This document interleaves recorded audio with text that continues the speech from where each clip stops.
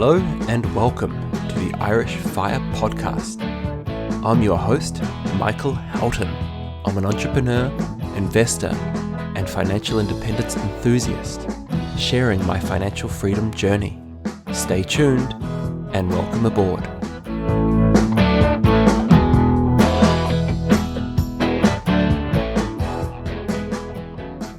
I hope you are doing well. It has been a busy September, and I suspect for many families out there, they are feeling exactly the same with kids going back to school. Things have been busy here in the Houghton household as well. And I'm going to be touching on this in this episode. But before I do, I want to announce to you guys that I've managed to organize with a couple of other people in the fire movement an online fire event. We're calling it the very first Irish online fire event. It is going to be taking place on the 26th of September. It's a Saturday afternoon, and we are going to be running an event with 5 different speakers over 4 hours. So I will share the link in the show notes. You can also just go and visit firehq.ie, and tickets are €20, which, quite frankly, for the amount of content that is going to be there, is a bargain. The money will be used just to pay for some of the speakers. I've mentioned this before on the show, but any money that I make from the event will be going directly into covering the cost of the podcast. So please get behind the event. I know some of you reach out and often ask me, look, is there any way that I can help support the podcast financially? This is it. Please, please, please sign up for this event, because it will mean so much to me just to know that you guys are keen to hear more, and it's going to allow me to cover off so much more than I can in podcasting format. I am planning on sharing what I'm calling my untold story of my journey towards financial independence, because I don't always give everything away on the podcast, and look, nobody should get too personal, but at an online event, I can go into far more specifics about the full history of my story and the good and the bad, and look, there has been a lot of bad in there. And so, learning from my mistakes will save you time and money. I promise you that. So please, particularly if you're early in your financial independence journey, then come and join us, and it will be of great value for you.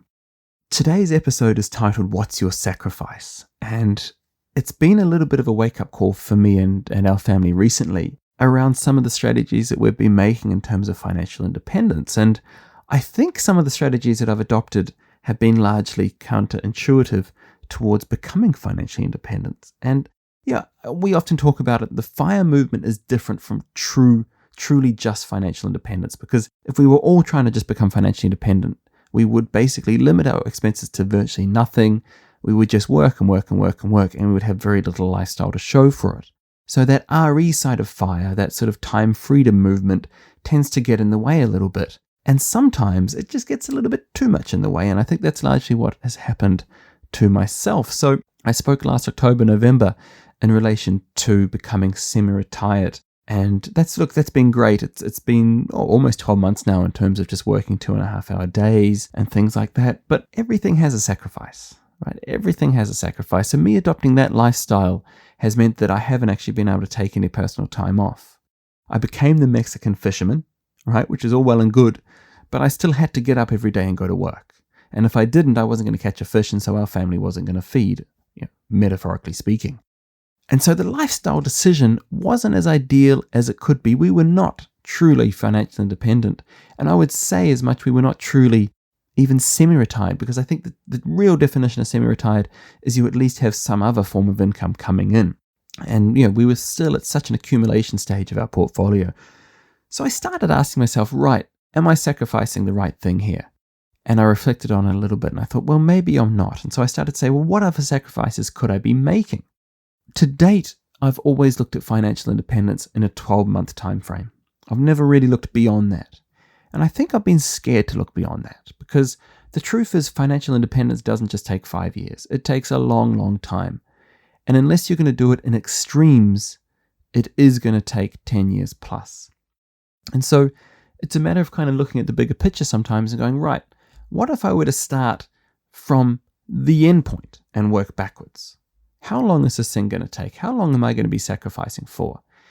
And so I sat down and did those numbers, and thankfully there's a few good online resources to help you calculate this stuff, right? And there's a few numbers that we can use that we feel are fairly safe bets in the long run. So one of those numbers is an after inflation return of 7.1%, right? And it's based on traditional index fund market returns, if you like. And then we have the oldie but the goodie, the 4% rule. So we know roughly that if we get 25 times our expenses, that we should, in most cases, find that if we start withdrawing 4% of our portfolio every year for the rest of our life, our portfolio should outlive us. So that's a 4% rule. And look, early on I ignored it. I didn't want to even think about having to build a portfolio of 25 times my expenses, because you're talking 800,000, €1 million in terms of trying to put that aside. And when you're in your mid-30s and you've sat on your hands for 10 years doing nothing about your retirement or anything like that, it's something you just don't want to hear. And look, I'm sure there's going to be listeners that don't even want to think about how hard it's going to be to put together a portfolio of 800,000, €1 million plus. But the reality is that's what we need. That's just reality. To do this properly, we're going to have to get there and find a way to do it. So I started looking at ways and working backwards, if you like, from traditional retirement. So I started with 65 in mind, and I thought, right, what do I need based on a 7.1% return to get there to €1 million? And thankfully, I was there or thereabouts already based on my pension contributions. So for the last 12 months or so, I've been putting in €1,000 a month into the pension. And if I were to continue doing that until age 65, then yes, I would have a good retirement. But guys, this is the FIRE movement, the RE side of FIRE, which says that we must aim for early retirement. So how does that look? Well, I again calculated the numbers, and I discovered that if I were to put €2,500 into my pension pot per month for every month for the next 14 years, then yes, I would get there or thereabouts. And at age 50, I can start taking contributions from my pension. Now, I should just mention for those who aren't aware, I am self-employed and I do have my own company. And the Irish pension system is extremely generous to those who are self-employed and have their own companies. So I can allocate as much as 100% of my salary a year into my pension, which gives me a massive, massive advantage, obviously. But that doesn't mean it's the only way, right? There are, of course, other ways, and thankfully I have friends who have done it other ways. They've done it through property. They've done it through ETFs. They've done it in all sorts of other ways. So there is no one way to do it. I think the key is finding the way that works best for you. So I asked that question again, what I need to sacrifice to do that? And the answer was, well, I would have to remove this semi-retired lifestyle for a few years and actually pull my socks up and actually get back to work a little bit harder than I have been. Because I've been largely sacrificing our own capital. We've been living like paupers as a family for me to work as little as possible. But that's great and that's well and good for a few months. But after a while you go, right, maybe I need to be doing more. And there's this kind of need to want to provide for your family and actually build wealth. And when you're not building wealth, I think when you don't have a plan, things start to go wrong. And they have this year for me. I haven't had that clear plan. And so, it's been funny to see that my investment portfolio hasn't performed as well as it has in previous years, because maybe I haven't been on the ball as much as I have been in previous years. And so, it's all kind of important, and it relates back to that question, what are you prepared to do to actually make this happen? Now, for some of you guys, it might be that, hey, I need a house hack. I need to put a flatmate in or a couple of people to live with me to actually make this happen, right? That's a sacrifice. Not all of us would want to live that lifestyle and have to put up with other people living in our comfort zone, if you like. But maybe it's a sacrifice that needs to be made. And thankfully, as I mentioned, there are tools available for this. So the Mad Fientist has a particularly good FI calculator, and I've been playing with that recently, and it's been great in terms of being able to put those numbers in and has a motivator to try to go, right, come on, let's do better next month. Let's crunch this again, right? We had Ken on the show in the last episode, and he asked a question, how could you build wealth from 2 hours per day? That was a really, really good question he asked. And that was really one that I thought a lot about. And look, I've tried plan A, which was to build scalable businesses. It hasn't worked for me, right? Or at least there's no guarantee that it's going to work for me. So I started to ask the question, what is a guarantee?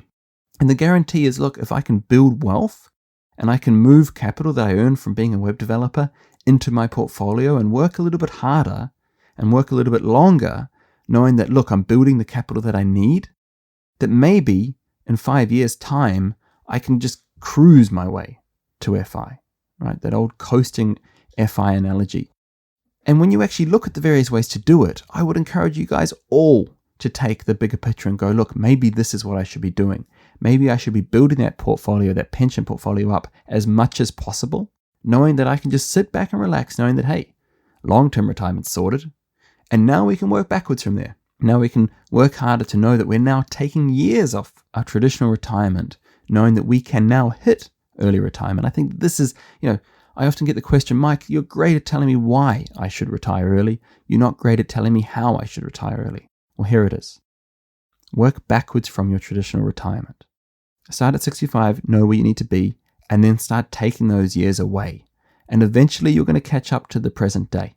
So I have, and with the kids going back to school, I have made that decision to actually start working harder. It pains me.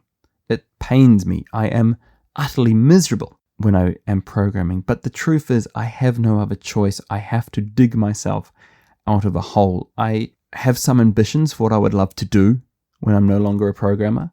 I've already started some of those ambitions. I've talked about the passion projects in the past. I've been actively involved in producing and developing hockey clubs in North Munster. I've launched a woodland co-op or a native tree co-op in terms of planting trees. So if you guys remember back, I think in February, I launched Forestry Crowd. That's now evolved into something so much bigger and so much better in relation to forming the co-op, and the transparency in it and everything is just fantastic, and the people that are involved are great. So I've done those passion projects. It's been great in terms of utilizing the last 9 months or so to actually get out and do things, which has been great for me. I don't regret a single day of moving into semi-retirement. I think we should all do that at one stage in our life. But at the same time, I started asking that question, can I be more productive?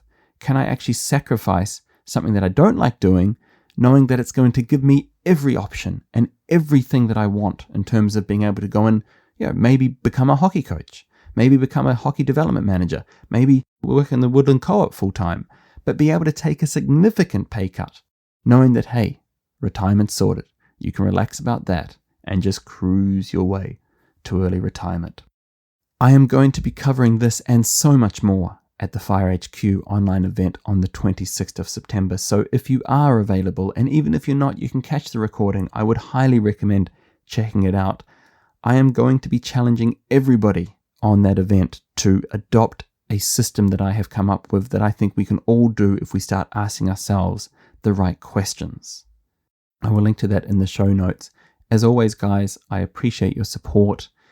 Look after each other out there. And think of me as well, slaving away, working and building that capital, because I now have a real clear mission. And I would ask each and every one of you to ask that one question: am I willing, or what am I willing to sacrifice to achieve financial independence? As always, if you have any questions on this episode, feel free to reach out to me at michael@firepodcast.ie. If you're a big fan of the show, why not become an Irish Fire Podcast member for free? Members receive access to inside information that isn't shared on the podcast, as well as regular updates such as a monthly newsletter. To become a member, visit www.firepodcast.ie.